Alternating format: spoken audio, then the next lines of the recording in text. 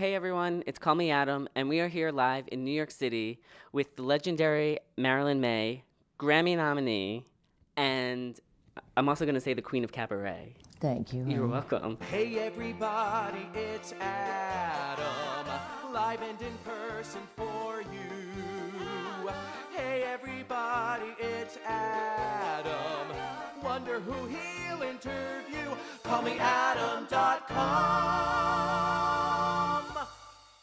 I have to say, I've seen you several times. Most recently, I think it was September in Birdland, the Birdland Theater, Yes, the new room. yes, their new location downstairs. The way you are during a show, you have so much energy, and you do high kicks. I mean, you did 4 high kicks the night that I saw you. Sometimes you hold up 3 fingers, and sometimes it's 4. Yes, it was. I mean, incredible. How do you stay so active and energetic? They ask me that, vitamins, and you push. You Yeah. just push. I was very tired this morning, and when you get home, you think, oh, I'm exhausted, but then the next day you push, and by the time you get your makeup on and your clothes, you're fine. Yeah. And then I love what I do. I have a passion for what I do. Yes. So I'm very fortunate that I can make a living doing it and get to meet all these wonderful people who love the Great American Songbook. Yes, you really helped keep it alive. Exactly. What do you love about performing at Feinstein? I love Feinstein's. I love the contact and the lighting, and the sound is great, and the people. It's a very warm audience. You know, I think part of their great success is the food. Yes. You know, there's a Chef Lynn there, and it's a wonderful woman that really knows what she's doing.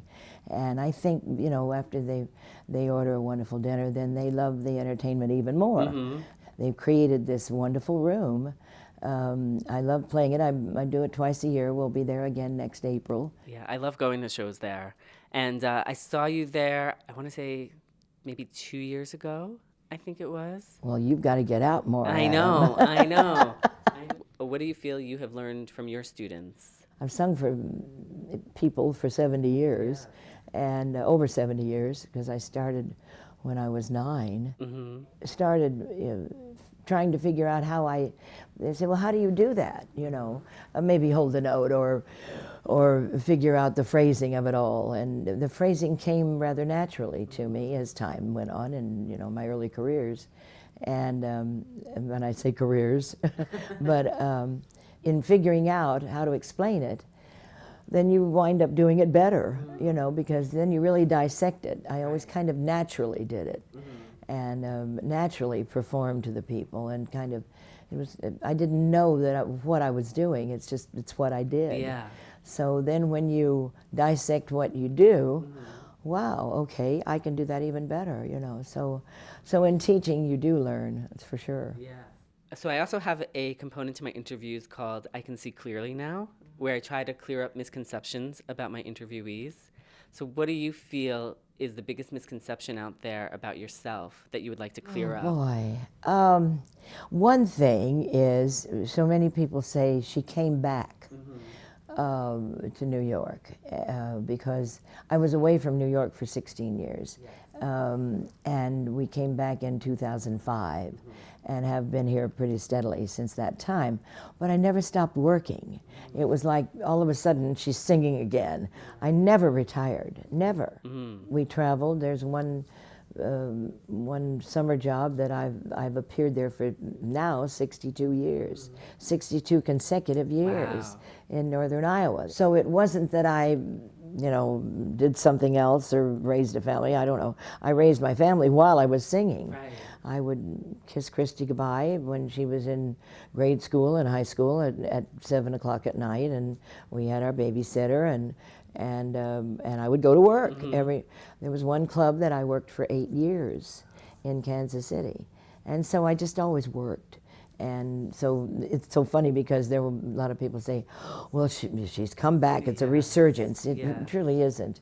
It's a resurgence in New York, I guess, because I haven't been here. But what in your career makes you go, oh, I'm glad I got to do that? Well, every night, you know, every night when when you entertain and you meet and greet.